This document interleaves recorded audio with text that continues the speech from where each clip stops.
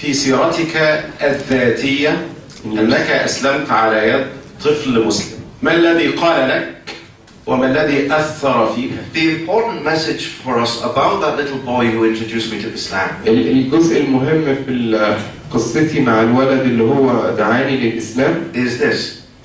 هو For 40 years I lived in the UK. لمدة 40 سنة أنا كنت عايش في بريطانيا. And I saw Muslims in the street. كنت بشوف المسلمين في الشوارع. I'd never met one.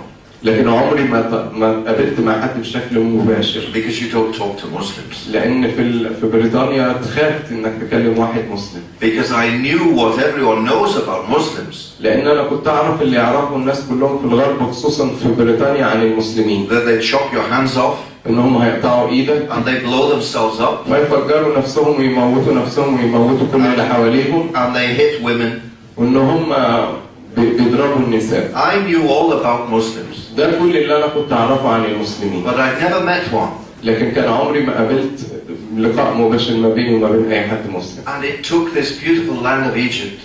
لكن من حظي من خلال وجودي في الأرض الجميلة أرض مصر الجميلة to meet Islam and Muslims for the first time. إن أنا قابلت وتعرفت بالإسلام والمسلمين الحقيقيين لأول مرة في حياتي. And my introduction to Islam didn't come from some big fancy sheikh giving a talk in a mosque. وبداية معرفتي بالإسلام ما كانتش عن طريق شيخ من الشيوخ العظام اللي إحنا كلنا بنحترمهم وبنجلهم. It didn't come from watching a program on a so-called Islamic channel.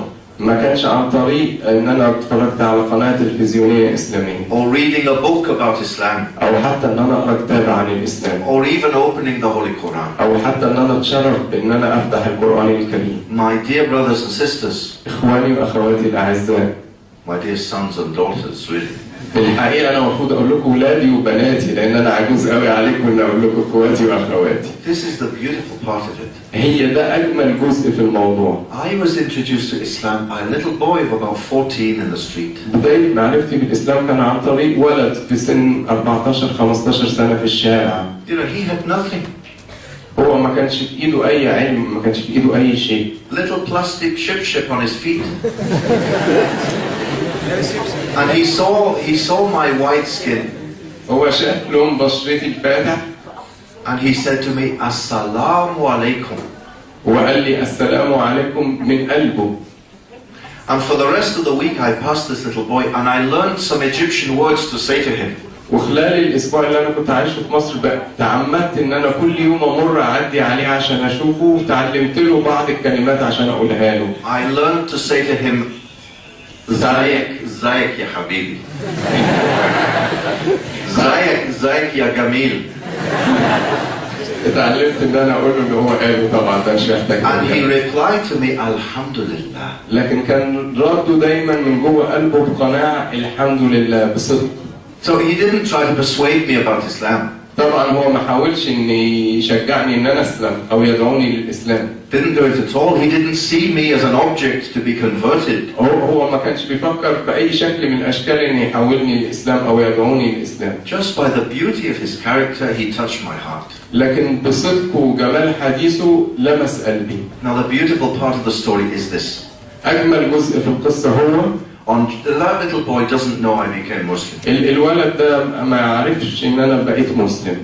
In fact, now with his wife and children, maybe he saw me on Qanat al-Rahma. يمكن دلوقتي بعد الزمن ده أكيد اتجوز بقى عنده أولاد ويمكن هو شافني في قناة من القنوات التلفزيونية. But the beautiful part of the story is this. لكن أجمل شيء في القصة دي هو on Judgment Day, إن يوم القيامة like all of us, زي ما كلنا he will appear naked before Allah Almighty. زي ما كلنا هنقف نحاسب قدام ربنا سبحانه وتعالى. And give an account of how he lived his life. ونتحاسب على كل اللي احنا عملناه في حياتنا. And his good deeds and his bad deeds will be read out to him from a clear book. وأعماله الحسنة والسيئة هتتقري عليه. And the angel will say, reading his good deeds, you did this, and you did this, and you did this, and you did this. والملائكة هتبتدي تقرأ حسناته وتقول إن أنت عملت كذا وكذا وكذا. And the young man will think the angel has finished. هو في اللحظة اللي هو يفتكر إن هو ده كل الحاجات الحسنات اللي هو عملها في حياته. But only then will it begin. في الحقيقة ساعتها هيبتدي يسمع كم الحسنات اللي هو عملها في حياته. The angel will read out الملائكة هتقرأ عليه. All of the shahadas that have been declared all over the world because that little boy introduced me to Islam. كل الناس اللي أسلموا في جميع أنحاء العالم بسبب الولد ده وأسلوبه الجيد اللي حببني إن أعرف عن الإسلام. All the television and radio programs because he introduced me to Islam. كل البرامج الإذاعية والتلفزيونية اللي أنا عملتها وأيا كان مدى الاستفادة اللي الناس استفادوا منها هو هياخد حسنات عليه. And the beautiful part of this message is that applies to you too.